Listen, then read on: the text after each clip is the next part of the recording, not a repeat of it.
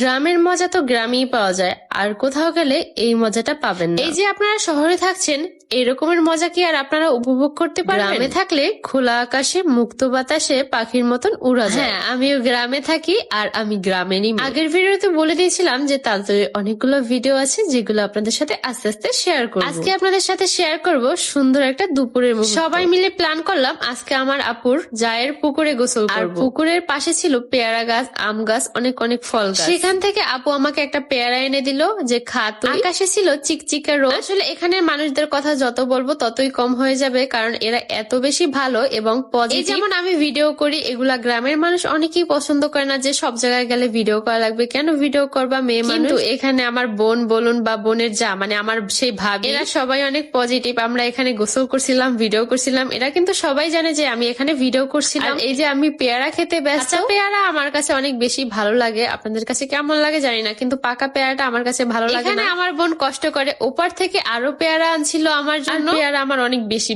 বেশি পছন্দ, সত্যি কথা যেটা আর কি। পেয়ারা তো খেলাম, আরো 2টা পেয়ারা এনে দিল আপু ওপার থেকে। আসলে এইভাবে সবাই মিলে গোসল করার মজাই আলাদা। তো এগুলো ভীষণ এনজয় করি। পুকুরটা চারপাশে ছোট হতে পারে কিন্তু নিচ কিন্তু অনেক গভীর। এখানে বসে আমরা সবাই গল্প করছিলাম আর ভাবি কাপড় চোপড় ধুচ্ছিল। গল্প করা শেষ হওয়ার পর আমরা একে একে নেমে গেলাম পুকুরে। একেবারে আমরা সবাই ঝাঁপ দিয়ে নেমে পড়ছিলাম। আসলে এগুলো হচ্ছে আমাদের সুন্দর কিছু মুহূর্তের ভিডিও, সেগুলোই শেয়ার করছি আপনাদের সাথে। এখন একদল পাবলিক এসে বলবে এই সেই হাং তাং ব্লা ব্লা অনেক। সাধারণত কোথাও গেলে আমার একটু কেমন আনিজি আনিজি লাগে যদি ভিডিও করতে যাই, কিন্তু আমার কিন্তু আজকে একদমই এগুলো মনে হচ্ছে না। মানুষগুলোকে অনেক মিস করি, তারা অনেক বেশি ভালো ছিল। এই দিনটা ছিল অনেক বেশি একটা সুন্দর একটা দিন। এখানে অনেক বেশি সাঁতার কাটছিলাম আমরা। এই সাঁতার কাটতে কাটতে আমার একেবারে ঠান্ডা লেগে গেছে, যার কারণে আর সাঁতার না কেটে আমি তাড়াতাড়ি উঠে গেলাম। ছোট্ট একটা আমড়া গাছ, সেখানে আমরা ধরছে মাশাআল্লাহ। প্রথমেই বলেছিলাম যে অনেক অনেক ফলের গাছ আছে এখানে। আমি এই পেয়ারা গাছটা দেখে একেবারে অবাক হয়ে গেছি। আসলে এরকমের পেয়ারা গাছ আমি কখনোই দেখি নাই, এই ফার্স্ট টাইম দেখছি। পাতাগুলো অনেক ছিল ছোট ছোট,